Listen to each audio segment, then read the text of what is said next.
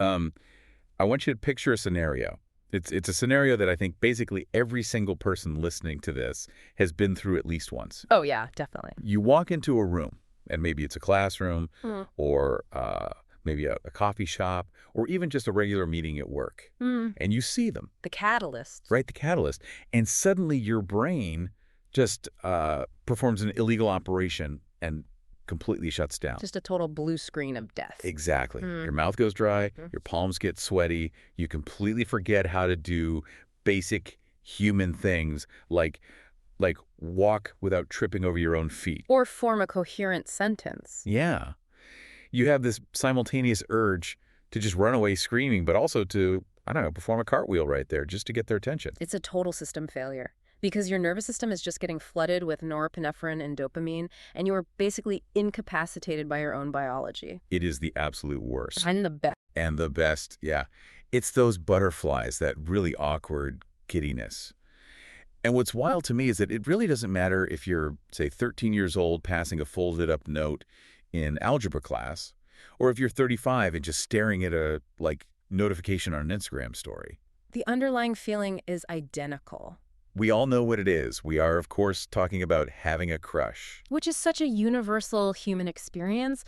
But what we're doing today for this deep dive, and what I think is actually going to surprise a lot of people, is looking at the word itself. Yeah.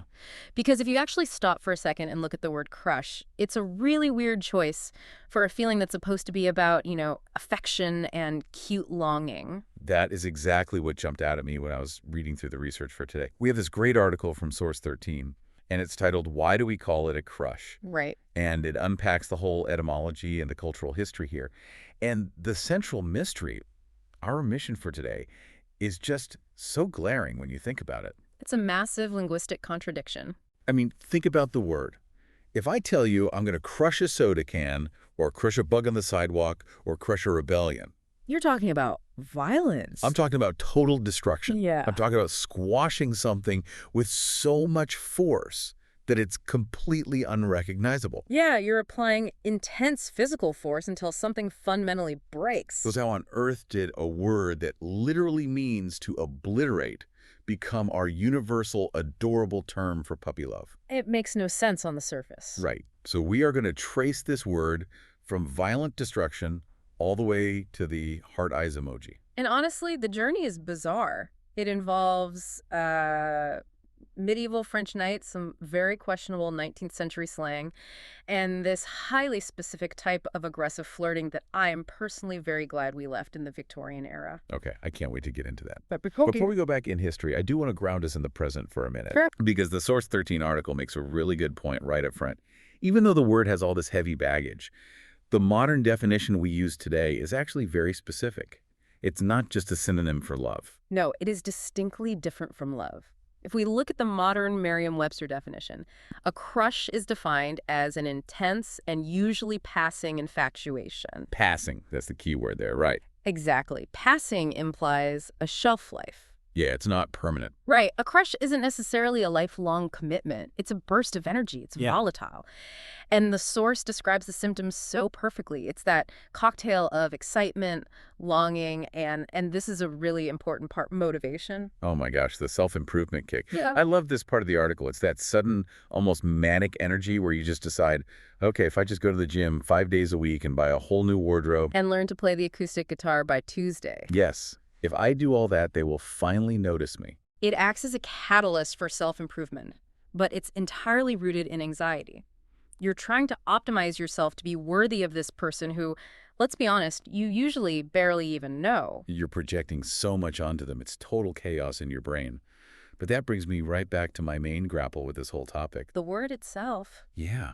Why use such a heavy, violent word for something that feels so fluttery and anxious? Yeah. I mean, infatuation sounds very scientific. Yearning sounds poetic and romantic. And crush sounds like a hydraulic press. Exactly. It sounds like an industrial machinery. Well, to understand that, we have to look at the actual DNA of the word. We have to go way back to the 14th century. And as is the case with about 30% of the English language, we have to look at the French. Okay, set the scene for me. We're in the 1300s. What exactly are we dealing with here? We're dealing with the old French verb croiser. Now, I want you to imagine a medieval battlefield or maybe a really dense, dark forest.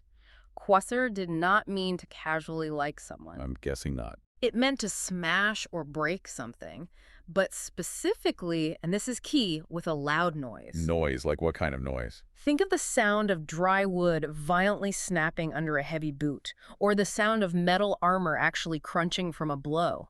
Oh, wow. That gnashing, cracking, horrible sound, that was Quasser. That is so visceral. So there is absolutely zero romance in the original root. None whatsoever. It was entirely about destruction and sound. And when the word migrated into the English language in the 14th century, it kept that violent core completely intact. So it just meant to break things. Right. For hundreds of years, to crush meant compression, destruction, and breaking. Like crushing grapes for wine.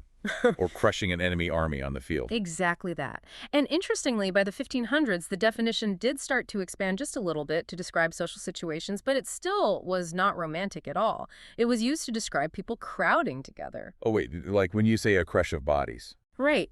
If you're at a packed concert today or jammed into a subway car during morning rush hour, you are literally in a crush. It's claustrophobic, it's about immense physical pressure and a total lack of space. Okay, I get that, but I'm struggling to see the bridge here to the romantic meaning. We're in the 1500s, the 1600s, even rolling into the 1700s. Yeah. If I walked up to a woman in a tavern in, say, 1750 and told her I had a crush on her, what happens? She'd probably scream and call the constable. Right. Because I'm threatening her. Because in that specific historical context, you're basically telling her you intend to physically compress her body until she breaks. Which, generally speaking, is not a fantastic pickup line. I definitely wouldn't recommend it. So we have this massive historical gap. We have centuries where crush strictly means a bad, violent thing. When does the flip actually happen? Because words don't just completely reverse their meaning overnight without a really good reason. They don't. And the timeline the source provides suggests the real turning point is the late 19th century, specifically the 1880s. And this is where the story gets really colorful because it involves a completely different slang word that essentially acted as the bridge. Yes. This was the part of the research that totally threw me for a loop. We have to talk about the word mash. We really do. And just so we're entirely clear here, because my brain immediately went straight to mashed potatoes. We aren't talking about food, right? Not at all. We're talking about mash as a piece of late 19th century American slang. It was incredibly popular in the 1870s and the 1880s. So paint the picture for us. Who is using this word, and what does it actually mean in that context? In that era, if you had an intense infatuation with someone, or if someone was the specific object of your affection, they were your mash. And the physical act of flirting with them, that was called mashing. I'm going out mashing. That just sounds ridiculous to say out loud. Yeah. It sounds totally absurd to our modern ears, but it had a very specific, somewhat dark connotation initially. By 1875, there was a well-known cultural archetype called the masher. The masher. It sounds like a professional wrestling villain. A little bit, yeah. But in reality, a masher was usually this well-dressed man, kind of a dandy, who would loiter on street corners or hang around in theaters, and he would make these bold, aggressive, and very often unwelcome passes at women. So he was a creep. Essentially, yes. A flirtatious pest. Right. But language is really slippery. Even though the masher started as this predatory, annoying figure, by the time we get to the 1880s, the term mash started to soften up in the culture. It lost its edge. It lost that aggressive edge and just became the trendy, everyday slang for someone you like. You might hear a college student in that decade say, "He is my best mash," or "I have a really big mash on her." Okay, so mash is the go-to word for romance in the 1880s. People are literally writing mash notes instead of love letters. But I'm still stuck on the mechanics of how we get from mash to crush. I mean, they rhyme, sort of, if you squint, but is that really the whole connection? It's a lot more than just the rhyme. There's a fascinating theory by the etymologist Eric Partridge that connects the dots for us here. He suggests that mash and crush are phonetically similar. They both end in that soft sh sound. But more importantly, think about the literal physical action. Mashing potatoes, crushing a can. Right. They're both about pressing.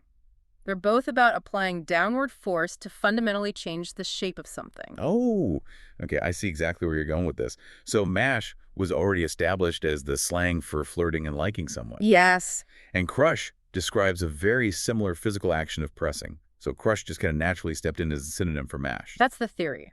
Partridge calls crush a snappier cousin to mash. It sounds a bit sharper, a bit more intense on the tongue. So it likely started being used interchangeably in the street slang of the day to describe that exact feeling of being pressed or overwhelmed by a romantic emotion. That makes total sense. It's exactly like how we cycle through slang today. Like, first something is cool, then it gets old, so it's rad, then it's lit, then it's fire. Exactly. One word just gets tired and overused, so the culture grabs a slightly different, similar word to spice it up again. Precisely. And in this specific case, crush just had that extra layer of intensity that people liked. Mash feels a bit soft, a bit mushy, literally. Right. But crush feels sudden, it feels hard. And once crush took hold in the lexicon and people started using it, mash just slowly faded away into obscurity. Which honestly is probably for the best. Telling someone, hey, I have a huge mash on you just sounds like a culinary It disaster. really doesn't have the same romantic ring to it at all. So that's the prevailing theory of how it happened. But I want to see the actual proof. Do we have a smoking gun in the historical record? Like a specific moment where we see crush appear in the wild as a romantic turn for the very first time? We actually do, and it is delightfully specific. The etymologist found the exact shift moving from oral street slang into the written record. It's in the personal journal of a young woman named Isabella Maud Rittenhouse. Isabella Maud Rittenhouse. I love that. Even her name sounds like it completely belongs in a period drama. She was a very real person living in Cairo, Illinois, and she kept this incredibly detailed diary of her life. And there's a specific entry from the year 1884 where she's writing about her friend, Winty. Okay, let's hear the quote. She writes, Winty is weeping because her crush is gone. Winty is weeping because her crush is gone. Now, hold on a second. In that specific sentence, the word crush refers to the person, right? The actual guy she liked left town. Yes, that's a great catch. In this very early usage, the crush was the physical object of the affection. The person was the crush. Just like a few years prior, you would say, he's my mash. That's so interesting. So you wouldn't say, I have a crush. You'd point at someone and say, he is my crush. Correct. But the grammar of it evolves very quickly. Language moves incredibly fast in this era with the rise of print. So by the 1890s, writers started using the word to describe the feeling itself rather than just the person you liked. So it shifts from being the noun, the person, to the internal experience you're having. Right. And we see this shift clearly documented in a book called Yale Yarns by John Seymour Wood, which was published in 1895. He writes a line describing a burgeoning romance, and he says, it was a crush, you see, on both sides. Oh, a mutual crush. A mutual crush. And that specific quote from Yale Yarns is historically significant because it shows the word had fully arrived in the culture. It was being used in published literature to describe a shared emotional and romantic dynamic. It wasn't just disposable street slang anymore, it was print-worthy. That is a remarkably fast evolution. I mean, we go from literally breaking armor and bones in the 1500s to a creepy guy in a corner in the 1870s to mutual affection in literature in 1895. It really is a sprint. But here is the big question I'm left with, and this is something the Source 13 article touches on really beautifully towards the end. Why did it stick around? What do you mean by that? Well, slang dies all the time, right? Nobody goes around saying they're matching anymore. True. Nobody really says they're keen on someone in that same vintage way. So why is crush still the absolute default word nearly 150 years later? Yeah. Have we really just not found a better word for it? I think it all comes back to that central paradox we started with. The violence of the word crush isn't a bug in the language. It's actually a feature. You think we intuitively like that it sounds violent? I think we need it to sound violent. Think about what a real crush actually feels like in your body. Real intense infatuation. It isn't a gentle thing. It isn't a slow, comfortable burn. It hits you like a freight train out of nowhere. That's very true. It's incredibly heavy. It's pressure. The article actually puts it perfectly. A crush can feel like your heart is literally being squished under a ton of emotions. Oh, absolutely. Especially when it's unrequited love. It literally feels like a physical weight pressing down on your chest. Right. Crush captures that all-consuming chaos. It perfectly mirrors the pressure implied in the literal physical definition of the word. Yeah. If we just called it a flutter, it wouldn't capture the anxiety of it. If we called it a liking, it wouldn't capture the sheer intensity. Crush captures the actual impact. It validates the suffering. Exactly. It's almost like you're saying, hey, this hurts right now because my heart is actively being crushed. It acknowledges that liking someone that much is actually kind of a painful experience. It gives the emotion the semantic weight it deserves. And because it does that so well, it has become such a massive structural part of our culture. Yeah. I mean, the article calls having a crush a rite of passage, almost like losing your first baby tooth. You literally cannot get through human adolescence without having a crush. It's the driving plot of basically every teen movie ever made. The source mentions Flipped and To All the Boys I've Loved Before, but you could list 1,000 of them. To All the Boys is such a great example to bring up here because the entire premise of that story is about the secrecy and the internal pressure of the feeling. The protagonist, Lara Jean, writes these incredibly intense letters to her crushes just to release the feeling from her brain, but she never actually sends them. She keeps them hidden in a hat box. Right, because if she actually sent them, the crush would become real life. It would either turn into a painful rejection or a real relationship. The crush only exists in that fragile middle ground. Exactly. The crush is the safe space of fantasy. And before we had teen movies, it was magazine quizzes. You know, does he like you back? Decoding his body language. We have literally spent a century obsessed with decoding this one specific feeling. And now, obviously, the medium is totally digital. We aren't sitting around writing in leather-bound journals like Isabel Maud Rittenhouse did. We're sliding into DMs. We're analyzing exactly how many minutes it took them to view our story. But the core feeling is completely identical. Whether it is a handwritten note passed in a classroom in 1884 or a heart reaction to a photo online in 2024, the underlying psychological state is the same. And the word crush still fits it perfectly. It's funny, the article mentions that despite all this digital evolution, the word manages to keep this playful, childlike charm. It does. It really is just a silly bit of slang. Like, even as fully grown adults, looking at someone and saying, I have a crush, makes you feel a little bit like a stuttering teenager again. It does, and there's a psychological reason for that. It actively lowers our defenses. It allows us to admit to a feeling that is actually quite vulnerable to say out loud. Admitting you are in love with someone is incredibly high stakes. That's serious, terrifying adult stuff. But admitting you just have a crush, that's playful. It's significantly safer. That's a really great point. It acts as a safety valve word. It acknowledges the intensity of your feelings without demanding the commitment of real love. You can have a crush on a celebrity, or the barista at the coffee shop, or a coworker, and it's just fine. It's harmless. And every single time we use it, it connects us directly to that bizarre history. Every time you say the word, you are unknowingly referencing a 14th century French verb for smashing armor, filtered through 19th century American street slang for aggressive flirting. Which is just so cool to think about. It really makes you realize how wonderfully messy human language is. Language is incredibly fluid. It just takes what it needs from the culture. We desperately needed a word for that heavy, chest-compressing feeling of sudden infatuation, and we just stole a word from the battlefield to get it. And it worked. It worked flawlessly. So what does this all mean for us today? You know, besides the fact that I'm going to be very, very self-conscious the next time I use the word in a sentence. I think it ultimately serves as a reminder that our internal lives are incredibly complex. We so often think of emotions as a simple binary, you know, happy or sad, soft or hard. But the history of the word crush proves that our most tender, vulnerable feelings can be perfectly described by words with incredibly rough, violent histories. It reminds us that love, especially in its very early stages, is a kind of collision. A collision. I really like that framing. It's not a soft, graceful landing. It's a crash. Exactly. It completely disrupts your status quo. Well, this has been an absolutely fascinating look at a word that I use probably way too often. We've gone from medieval battlefields in France to Victorian street corners to modern Netflix rom-coms. It is quite the historical trajectory for one little syllable. And it really makes you look at your everyday vocabulary a little differently. It certainly does. Before we wrap up this deep dive, I want to leave you, the listener, with a final thought to mull over. The research today spent a lot of time discussing the MASH era of the 1880s. Right, the snappier cousin. Yeah. And it just makes you wonder about the linguistic road not taken. If MASH hadn't faded out of the slang, if crush hadn't stepped in at the perfect moment to replace it, would we be sending MASH notes instead of love letters today?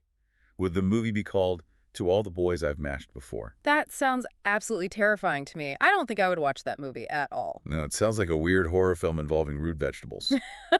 But it also makes you wonder, what other aggressive, completely violent words are we using today that might, in 100 years or so soften into total terms of endearment. Maybe in the year 2124, telling someone you want to destroy them will be the ultimate romantic compliment. Honestly, who knows? Language is wild and unpredictable. Thank you so much for joining us on this deep dive. We'll catch you on the next one.